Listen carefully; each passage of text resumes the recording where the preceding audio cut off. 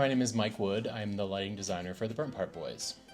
So I've actually been familiar with this piece for a very long time. I first worked on it 11 years ago at another theater, and so I fell in love with the music way back when I first heard it. Typically my process for any show always starts with the script though. So I read the script, I look at locations, I look at all that kind of stuff that we all learn in script analysis class, if you will. And then it's a lot of conversations with my collaborators, with the other designers, with the director, to find out, okay, here's what the script says, but what is the world that we are building and what do we want it to feel like? And then from there, I'm looking for clues like time of day, season, location, all those kinds of things that allow me to choose color and angles and intensity and all that kind of stuff.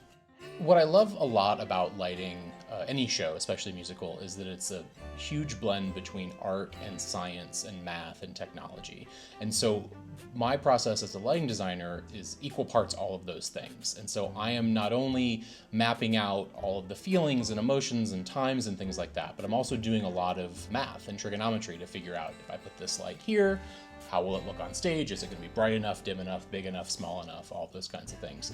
So it's really a back and forth between the art and the science to kind of create the plan and the plot for where the lights are going to go as well as what they're going to look like. I have to figure out where every single light needs to go physically in the space, what color it's going to be, where it's going to focus or where we're going to point it. And then from moment to moment in the show, I am manipulating anywhere from 100 to 200 different lights at a time in order to tell the story that we're trying to tell.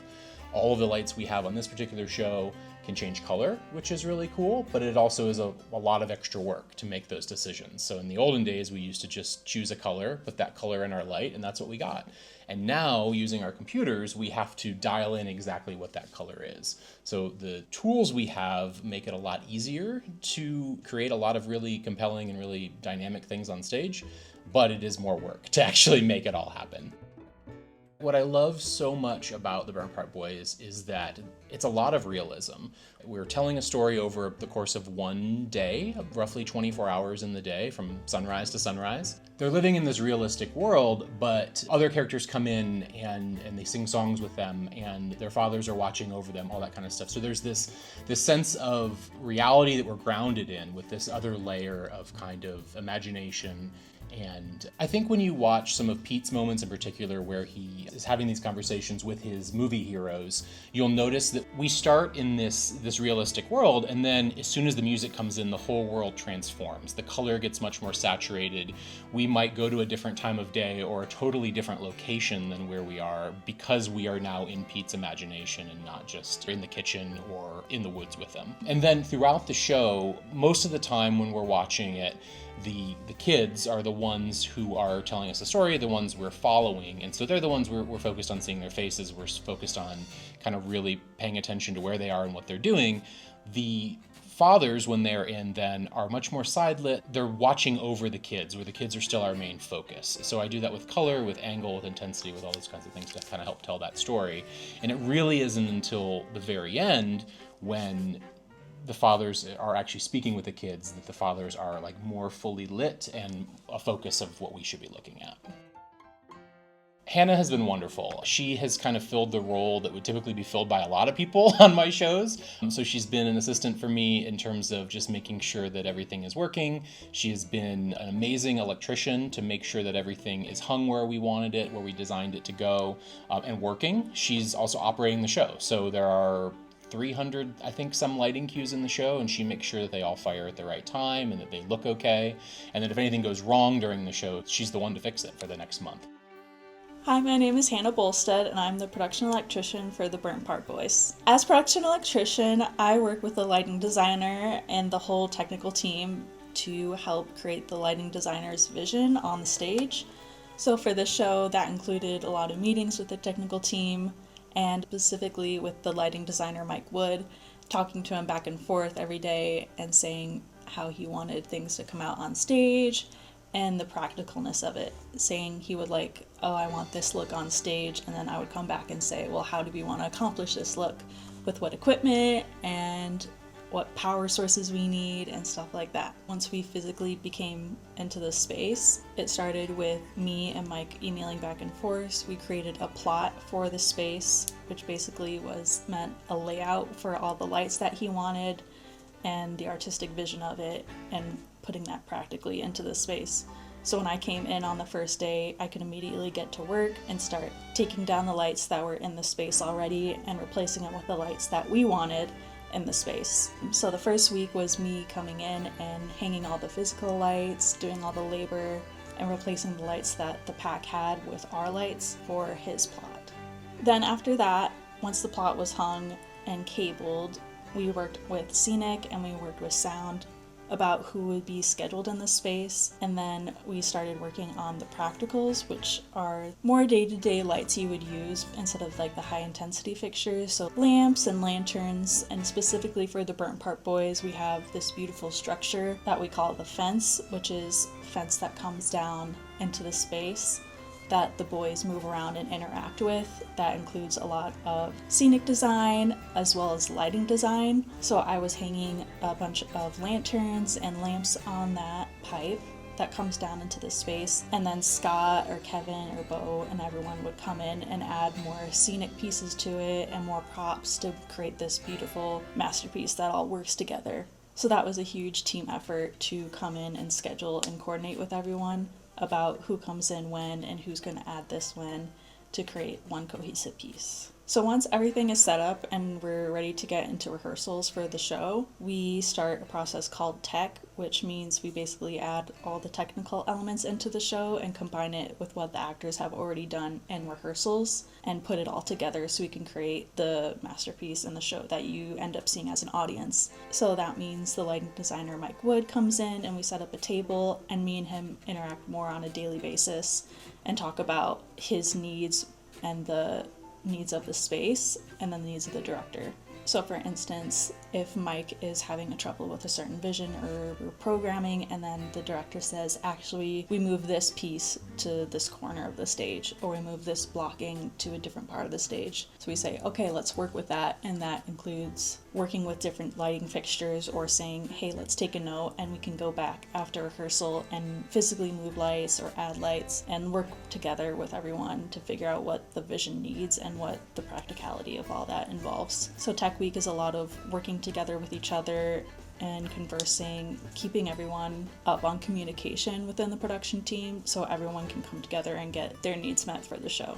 So before the show, I have a little checklist that I like to do before and after, just to make sure that everything's working. We have a couple different machines that we use for effects during the show. We have a couple scent machines, so it's always important during the beginning of the show to check that all these machines are working properly and testing them before the show so we don't have any mishaps. So after I check that all the machines are working, I check that all the lights are working. So that means physically going light to light and turning them on and off to make sure that they work and they're focused in the correct position that they're supposed to be, that Mike intended for when we sat together and focused the show. Then after that, I'll work with sound, and we have the sound and the lighting board connected so that we can cue the music tracks and cue any sound effects that will go throughout the show. So we'll work together and I'll hit go on some cues and they'll hit go on some cues, and we'll work together to make sure that those are working. And then once everything's up and running, we'll check with each other.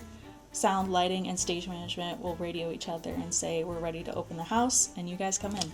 I work also as the light board operator, which means that all of Mike Wood's programming in the show, as what the lighting looks like and how they change from a scene to scene basis, I change. So there's cues and everything is programmed into this lighting board, and so that means I'm on the board looking at the script and looking at the actors on stage and seeing how they progress throughout the show and changing the looks timely live throughout the show. So a little Easter egg or little special moments in the shows that I really like is Bo. He embodies what the burnt part is in the show. So if you see him walking around, a lot of the lights actually motivate with his movement. So if you look really closely, you can see that lights are moving with him and following him around.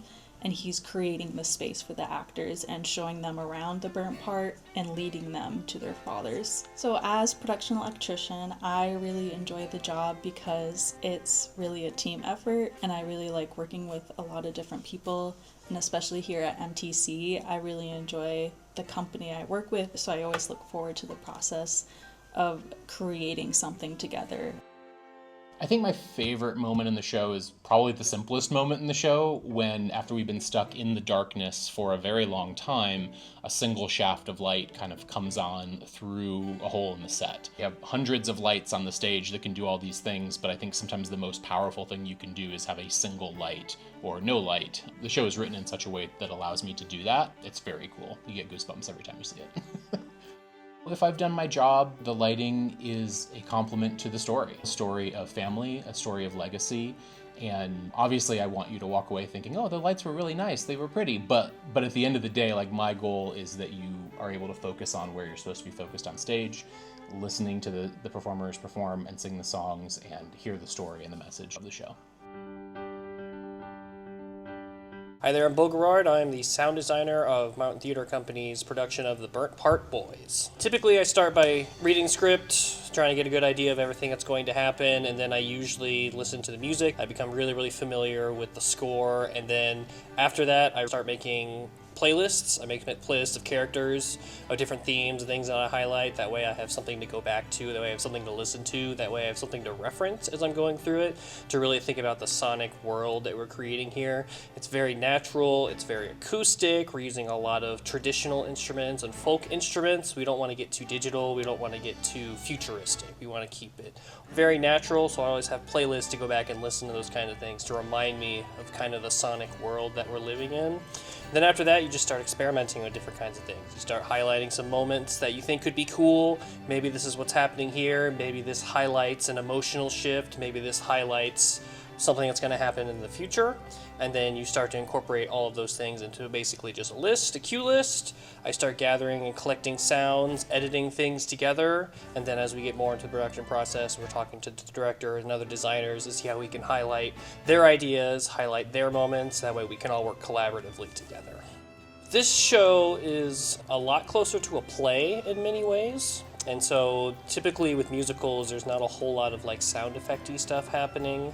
It's more just, can you hear everything and is everything coming through okay? With this show, because you're outside for a lot of it and then you go into very, very distinct locations, it's really more about keeping the environments fresh, especially on a static set where things aren't changing very much.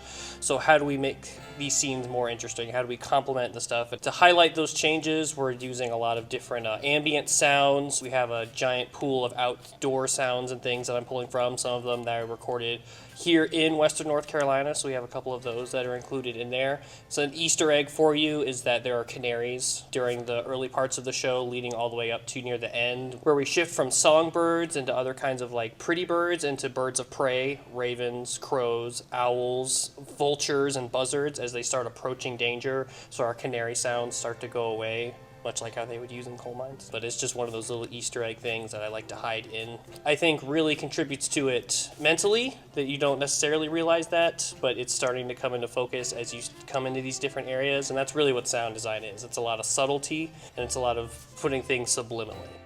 So for this process, typically as a sound designer, I'd be in the booth or I'd be in the house during the entire process, and I'd be listening, I'd be making adjustments. I'd be responding to requests from the director, from the rest of the creative team to make sure everything moves forward. But because I'm in the show, I couldn't do that for this. So I guess I was on stage, I couldn't hear what you were hearing. I had to just set things up and then trust that our lovely A1 Allie is gonna take care of all that for me.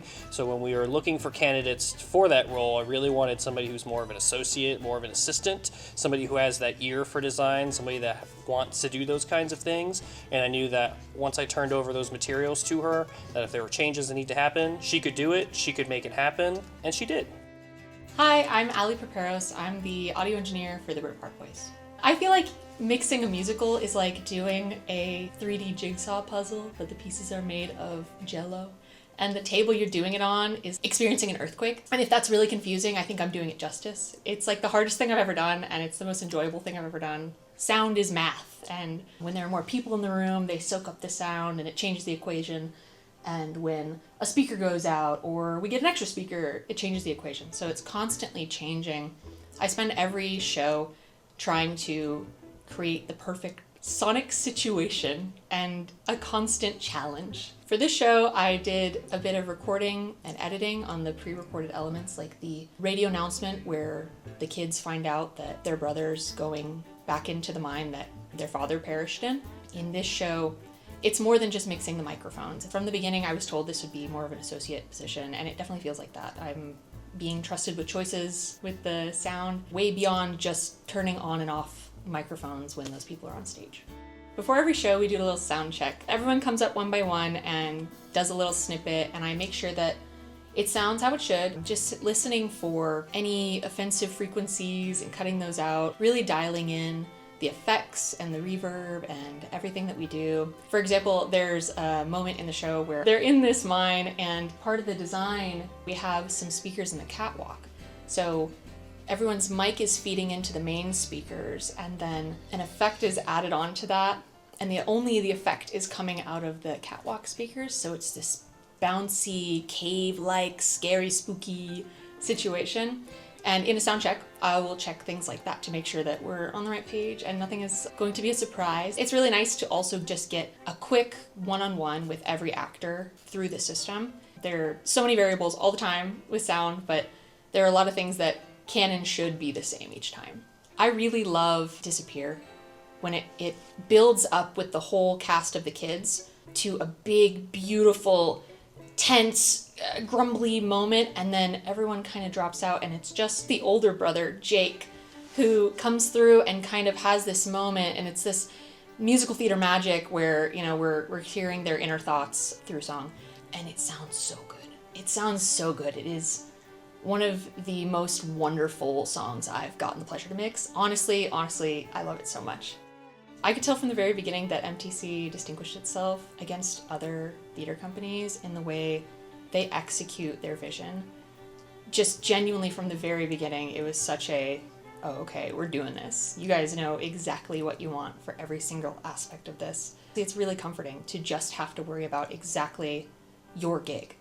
I feel so in tune with the board. It feels funny to say, but I can tell when something is wrong immediately, because I go to change something and it doesn't respond exactly how I know it should. But it's such an interesting feeling to feel so in tune with what you're doing. And I definitely have that here, and I feel really, really grateful to be working somewhere that has such a great system, and we're using such cool stuff. Bo has put together such an incredible, like, immersive soundscape experience throughout the entire show. The difference with this one is that we are really trying to bring audiences into the world as opposed to presenting the world to you. So that it means we use a lot more ambient sounds, we make a lot more choices to make them feel more engaged with it, that they're inside something as opposed to just watching something. A couple things that we do for this show is we have a smaller sound system, and then we actually have speakers up in the catwalk, so you will hear sounds coming from above you. So we have a lot of these ambient things, a lot of these voices coming from above, and those are all design decisions that Allie and I talked about in the pre-production process. I'm really interested in sound as in something that is happening now, and something that maybe it sounds the same, but it's not the same. Theater is much the same way. You see the same show, but it's not the same show. There's all these minute differences that come with it. Same thing with sounds. Human voices are different, raindrops are different, leaves falling are different. There are all kinds of little minutiae inside those things that I really enjoy exploring, and I really like the way that those things interact with all of your other senses, physically, mentally, putting you in places, making you feel different kinds of things, which is why I really love the interaction of music, technology, and sound all together, and all those ways that they influence our bodies. Particularly within a theater context, we're basically creating a parallel universe for you to watch and enjoy, to get sucked into, and so you get to create a world as part of that. And while people do it with scenic, they do it with lighting, they do it with other kinds of motion, we do it with one of your tactile senses, and then the effect that that has on you is just really, really cool. And Scott Daniels talked about this with the scenic design, with all the production design elements. Everything is there, was thought about, and is intentionally heard, and is intentionally placed there. So I really want people to think about volume, what you do and do not hear, the different kinds of ways how voices feel in the space and how that's contributing to things, and then realize that those were all choices that we all decided to make during the technical process to add to that layer of immersion.